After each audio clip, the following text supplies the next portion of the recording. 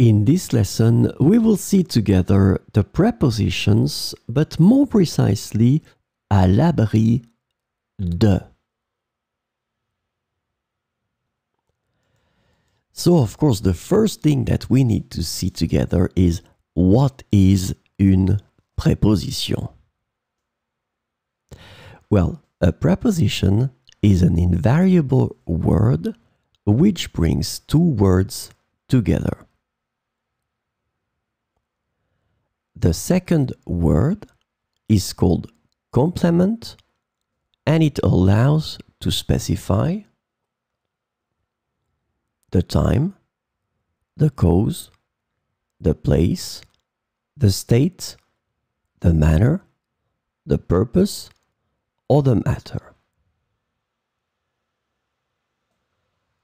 The second word can be another noun, a pronoun, an infinitive verb, or an adverb.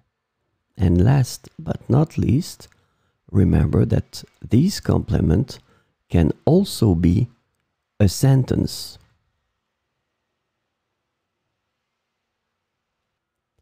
So, this lesson is about à l'abri de, and the preposition à l'abri de can be translated into under the protection of, sheltered from, safe from, out of the reach of, and in the shelter of in English.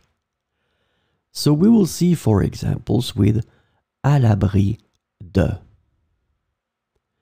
Les oiseaux se réfugient à l'abri des arbres pendant la tempête. Les oiseaux se réfugient à l'abri des arbres pendant la tempête. Nous sommes bien à l'abri du vent dans cette grotte. Nous sommes bien à l'abri du vent dans cette grotte.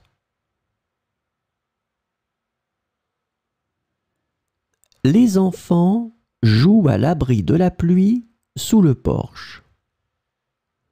Les enfants jouent à l'abri de la pluie sous le porche.